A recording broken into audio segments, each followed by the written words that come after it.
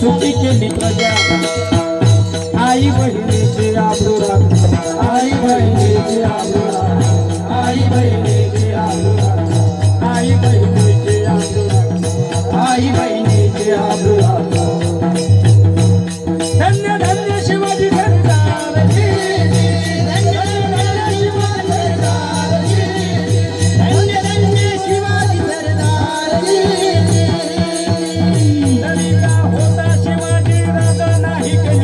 सुखी केली प्रजा आई बहिणीची आबरू राखणार धन्य धन्य शिवाजी सरदार. काही लोक म्हणतील महाराज कीर्तनात पोवाडे म्हणतात काय? अरे या पोवाड्याच्या माध्यमातून महाराष्ट्रातली वीर स्त्री जागृत होते. या पोवाड्याच्या माध्यमातून वयाच्या 14व्या वर्षी स्वराज्याची स्थापना झाली. वयाच्या 16व्या वर्षी तोरण्याला तोरण बांधलं या पोवाड्यातून. या तानाजी मालुसरेंनी कोंढाणा घेतला या पोवाड्यातून.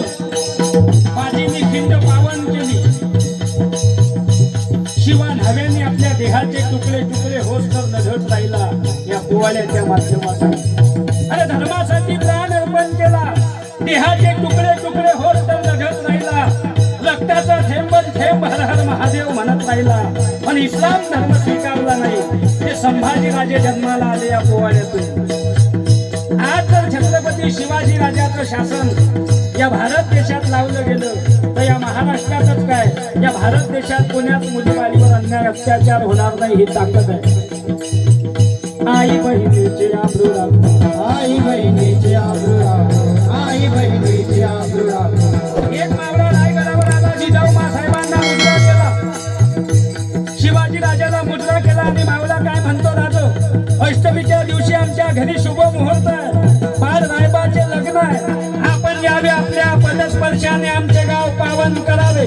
आपला भगव्या झेंड्याचा शिपाई तानाजी मालुसरे. राजे शब्दही बोलत नाही. शेलार मामा म्हणता का बोलत नाही शिवबा.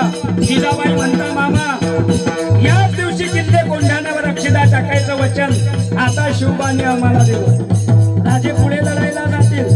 मी तानाची वाट पाहिन. त्यांना आपल्या घरचं लग्न कार्य आटपावं आणि घरावर यावं. मुलीच नाही मराठ्याच्या घरी संकटात असताना राजांनी लढाईला जावं आणि या मालुसरेंनी लग्नात मिरवावं साहेब हे आम्हाला शोधलं जात नाही. आधी लगीन कोंढाण्याचे मग रायबाचे. ते तानाजी मालुसरे जन्माला आले या पोवाड्यातून. दिसायला राजासारखा, चालणं राजासारखं, बोलणं राजासारखं, उंची राजासारखी. न्हावी जमातीमध्ये जन्माला आलेला एक मावळा ज्याचं नाव होतं शिवा काशीद. राजे म्हणतात शिवा अरे स्वराज्याची जबाबदारी देतो पार पाडशील काय?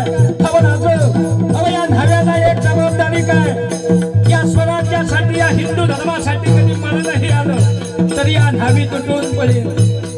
आमचा पोशाख तुझ्या अंगावर घाल शिवा. मी तयार आहे राजे. आपला पोशाख शिवा न्हाव्याच्या अंगात घालत असताना राजाचे डोळे पाण्यानं धबधबले गेले. अरे माझा पोशाख याच्या अंगात घालणं चालू आहे म्हणजे याला माहित आहे काय पुढे काय होणार आहे. राजाचे डोळे पाण्यानं डबडबले गेले आणि राजाच्या डोळ्यातल्या आसवाचा थेंब शिवा काशीदच्या हातावर पडला. शिवानं बघितलं राज तुमच्या डोळ्यात आसू. कलकलून शिवाला मिठी मारली. राजे म्हणता शिवा शिवा अरे माझा पोशाख तुझ्या अंगात घालणं चालू आहे. तुला माहित आहे काय पुढे काय होणार आहे? हो राजे माहित आहे मला. सिद्धी जोहराच्या फौज मध्ये गेल्यावर या शिवा न्हाव्याचे तुकडे तुकडे होणार आहे. पण राजे शिवा न्हावी म्हणून जरी जन्माला आलो असेल, आयुष्यभर जरी न्हावी म्हणून जगलो असेल, राजे जन्म जरी शिवा न्हावी म्हणून घेतला असेल पण मरताना छत्रपती शिवाजी राजा म्हणून मरेल. मरू द्या स्वराज्यासाठी या न्हाव्याचं सोनं होईल राजे. मरू द्या राजे मरू द्या. शिवा न्हावी म्हणून जिवंत राहिल्यापेक्षा छत्रपती शिवाजी राजा म्हणून मेलेलं बरं राजे. लाख मेले तरी चालतील, लाखाचा पोशिंदा जगला पाहिजे असे मावळे या महाराष्ट्राच्या मातीत जन्माला आले. म्हणून राजाचं वर्णन आहे धन्य धन्य शिवाजी शूर पराक्रमी वीर केले